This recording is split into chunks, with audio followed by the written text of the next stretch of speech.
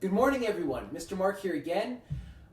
Today, I'd like to read you guys another story, and I have a new song to sing with you. So I'd like for you guys to start by, first of all, imagining that you are really solid on the ground.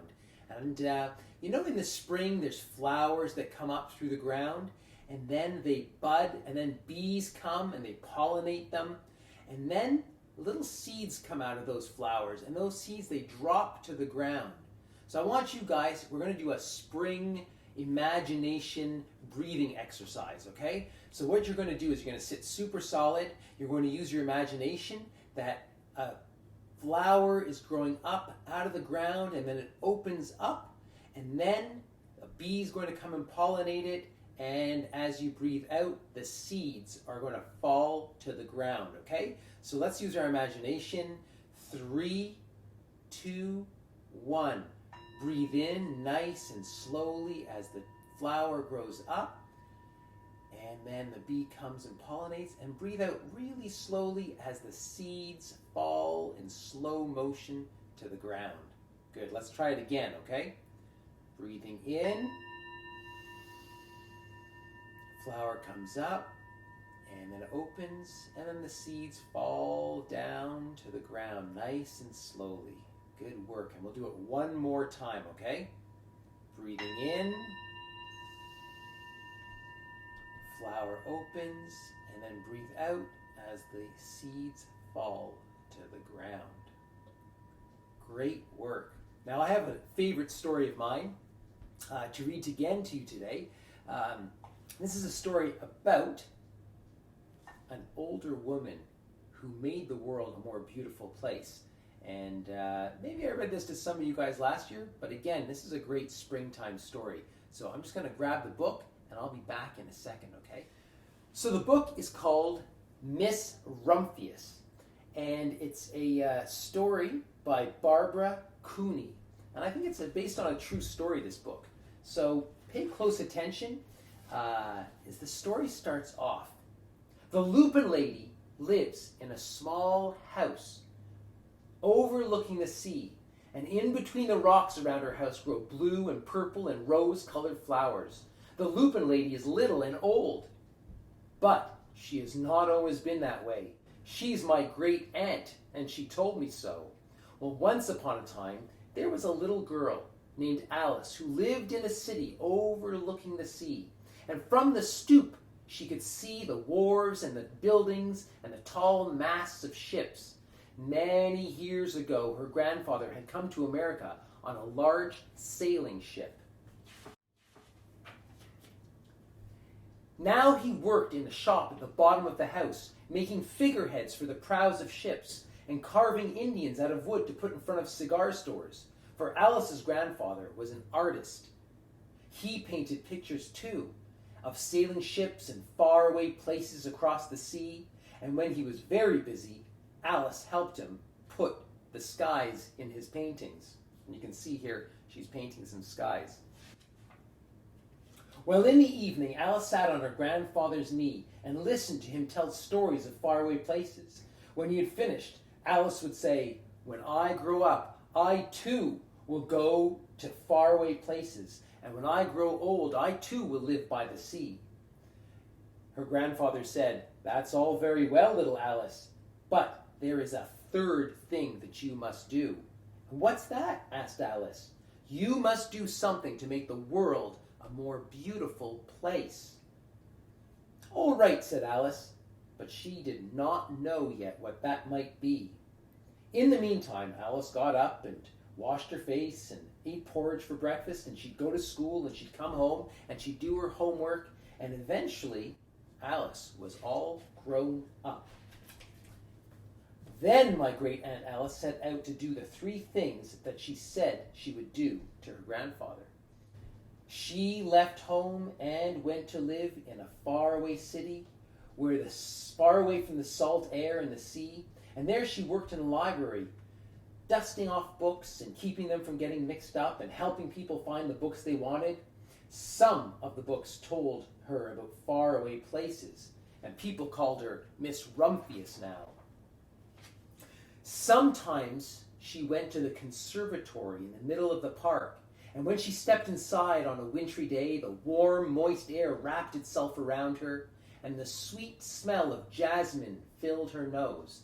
"This is almost like a tropical island," said Miss Rumphius, "but not quite." So Miss Rumphius decided that she would go to a real tropical island where people kept cockatoos and monkeys as pets. She walked along the beaches, picking up beautiful shells, and one day she met the Baba Raja, who was a king of a fishing village. He said, "You must be tired. Come into my house and rest." So Miss Rumphius went in and met the Baba Raja's wife. Then the Baba Raja himself picked a green coconut and cut a sliver off the top so that Miss Rumphius could drink the delicious coconut water inside. Before she left, the Baba Raja gave her a beautiful mother-of-pearl shell on which he had hand-painted a bird of paradise and the words, "You will always remain in my heart." And Miss Rumphius replied, "You will always remain in mine too." Well, my great-aunt, Miss Alice Rumphius, climbed tall mountains where the snow never melted.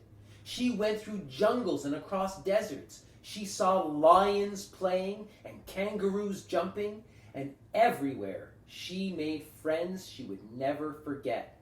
And finally, she came to the land of the lotus eaters, and there, getting off a camel, she hurt her back.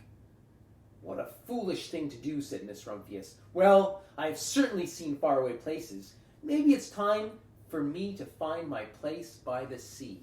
And so she did.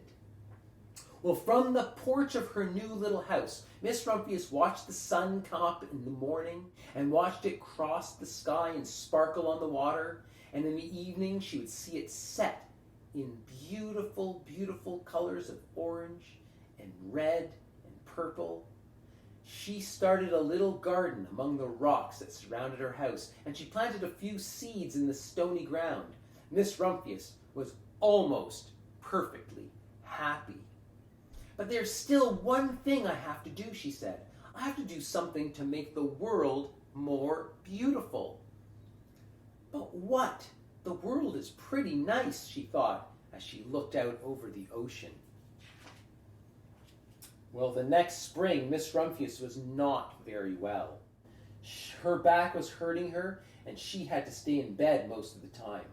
The flowers she planted the summer before had come up and bloomed in spite of the stony ground.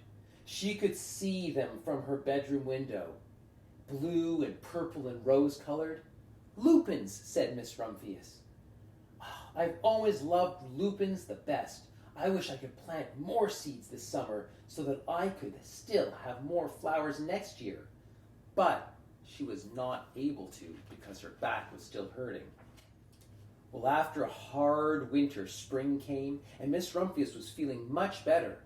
Now she could take walks again, and one afternoon she started to go up over the hill where she had not been for a really long time. "I don't believe my eyes," she said as she got to the top, for there on the other side of the hill was a large patch of blue and purple and rose-colored lupins.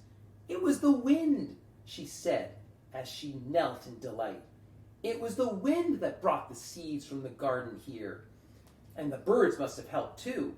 Then Miss Rumphius had a wonderful idea. She hurried home and got out her seed catalogs. She sent off to the very best seed houses for 5 bushels of lupin seeds. All that summer, Miss Rumphius, her pockets full of seeds, wandered over hills and headlands, sowing lupins. She scattered seeds along the highways and down the country lanes. She flung handfuls of them around the schoolhouse and back of the church. She tossed them into the hollows and along the stone walls. Her back didn't hurt her anymore at all. And now some people called her that crazy old lady. Well, the next spring, there were lupins everywhere. Fields and hillsides were covered with blue and purple and rose-colored flowers. They bloomed along the highways and down the lanes, Bright patches lay around the schoolhouse and in back of the church. Down in the hollows and along the stone walls grew the beautiful flowers. Miss Rumphius had done the third and the most difficult thing of all. Well, my great Aunt Alice, Miss Rumphius, is now very, very old. Her hair is snowy white, and every year there are more and more lupins. Now everyone in the village calls her the Lupin Lady. And sometimes my friends stand with me outside her gate, curious to see the old lady who planted the fields of lupins.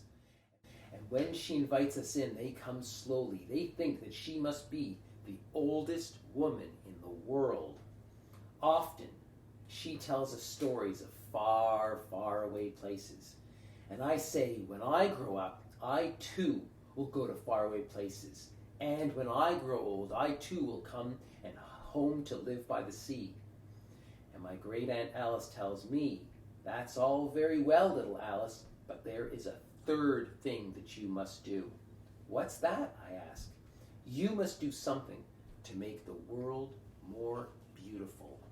All right, I say, but I still don't know what that might be.